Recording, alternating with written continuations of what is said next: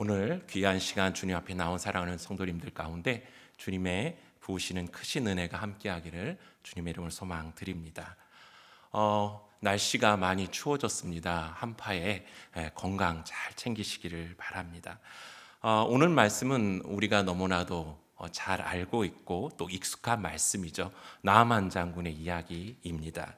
아람 왕의 군대 장관이었던 나아만이 그 나병에서 치유받는 그 과정을 소개하고 있는 말씀입니다.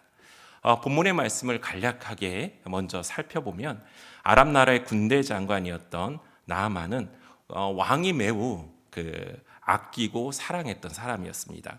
왜냐하면 1절 말씀에도 기록되어 있는데요. 1절 말씀에 보면 아람 왕의 군대 장관 나아만은 그의 주인 앞에서 크고 존귀한 자니 이는 여호와께서 전에 그에게 아람을 구원하게 하셨습니다. 그는 큰 용사이나 나병 환자더라라고 말씀이 기록되어 있는 걸 볼 수 있죠. 즉 그가 하나님의 도움으로 전쟁에서 그 아람을 승리로 이끌었기 때문이죠.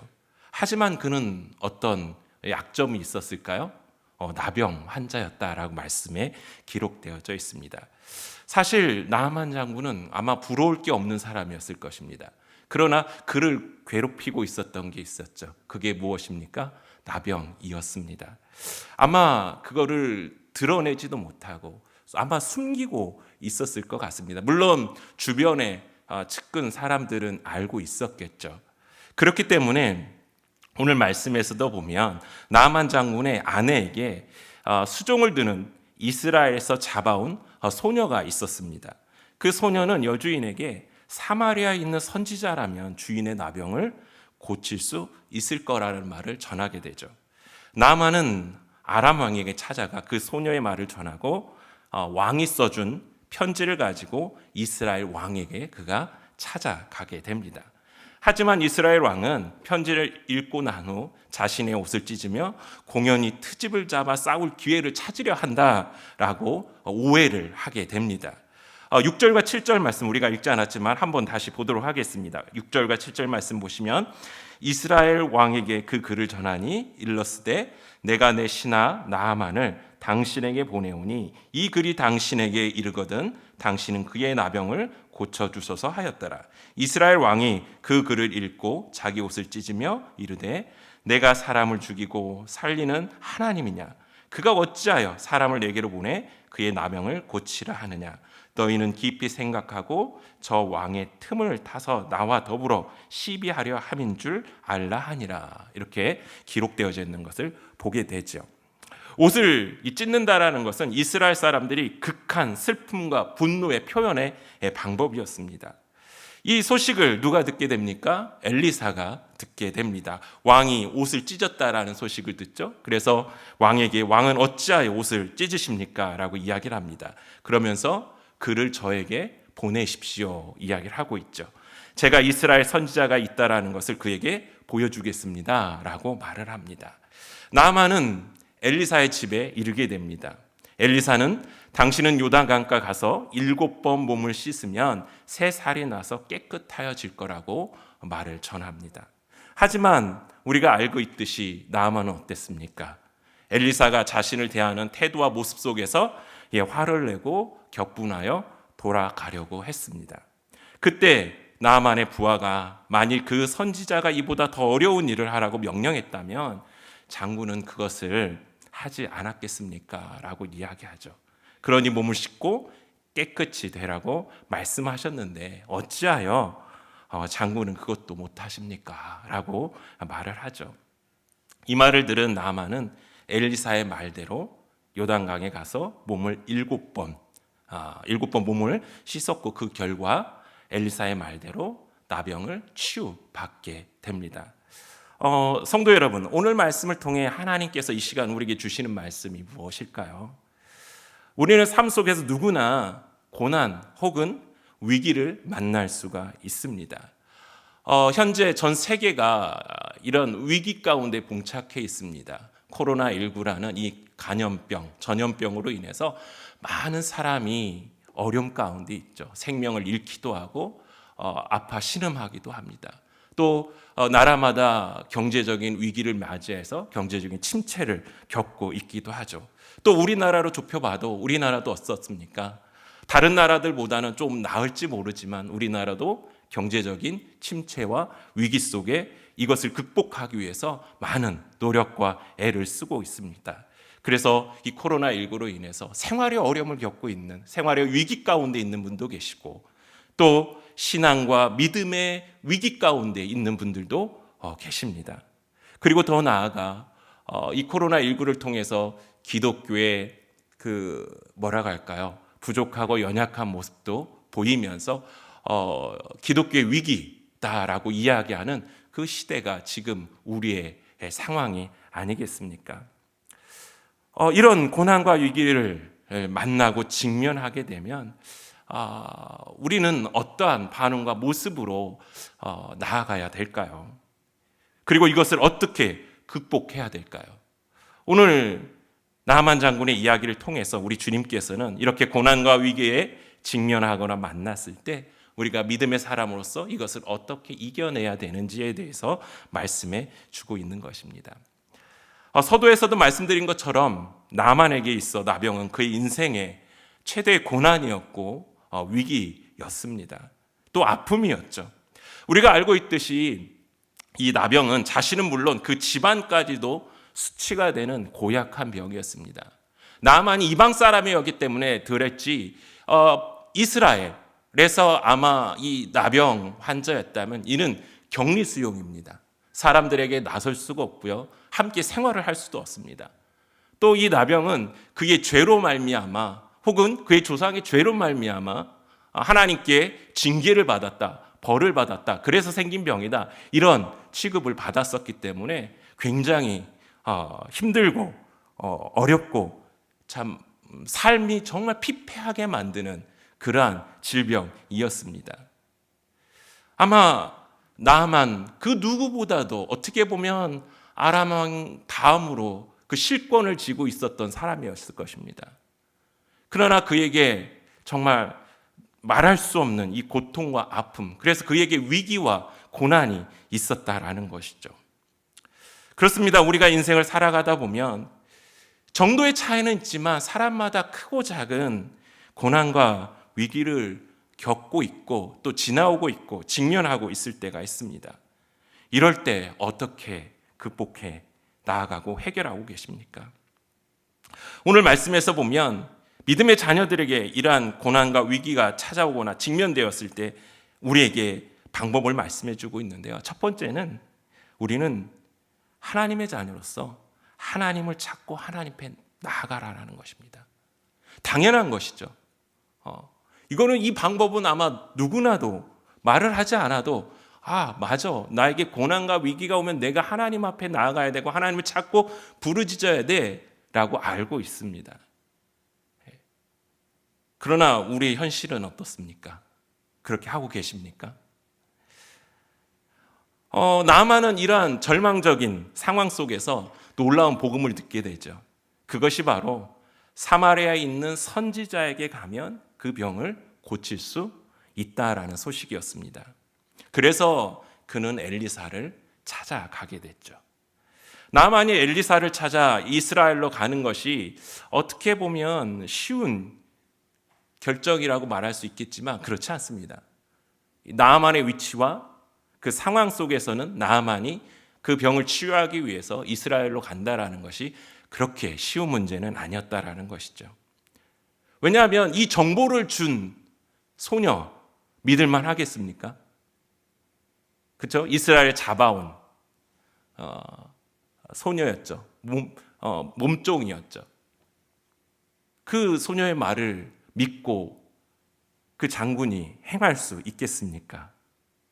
그리고 또 어떤 것이 있습니까? 국가적인 외교의 문제도 있을 수 있습니다. 아람은 이스라엘과 적대적인 관계 속에 있는 국가였기 때문에 그런 나라의 군대 장관이 가겠다라는 것은 이게 굉장히 정치적으로 잘못 오해가 되면 어려움을 겪을 수 있는 것이죠. 오늘 말씀에서도 우리가 알 수 있듯이 아람 왕이 써준 편지를 가지고 이스라엘 왕에게 찾아갔지만 이스라엘 왕은 어땠습니까? 그것을 믿지 않았죠. 정치적으로 해석을 했고 트집을 잡아 기회를 봐서 자신들과 싸우려고 한다. 그런 예의주시해라. 이렇게 받아들이고 있지 않습니까? 이처럼 엘리사를 찾아가는 것이 나아만에게는 쉬운 결정이 아니었음에도 불구하고 그가 엘리사를 찾아간 것처럼 우리의 믿음의 자녀들에게 이러한 고난과 위기가 찾아왔을 때 우리의 형편과 처지를 누구보다도 잘 아시고 우리를 사랑하시는 하나님을 찾아 그 앞에 나아가야 된다라는 것입니다. 우리는 나만보다 하나님께 나아가는 것이 어렵습니까? 그렇지 않죠. 우리가 나아가기만 한다면 우리 주님 우리를 받아주시고 우리와 함께 하시는 줄 믿습니다. 그래서 우리 하나님께 나아가 내가 직면하고 있는 위기의 문제들을 고백해야 한다라는 것이죠. 하지만 우리 현실은 어떻습니까? 믿음의 사람들이 위기와 고난 앞에서 하나님을 찾아 그 앞에 나아가서 그 문제를 고백하기에 앞서 사람들의 생각과 방법을 먼저 찾는 것을 우리는 볼 수가 있습니다. 그리고 나서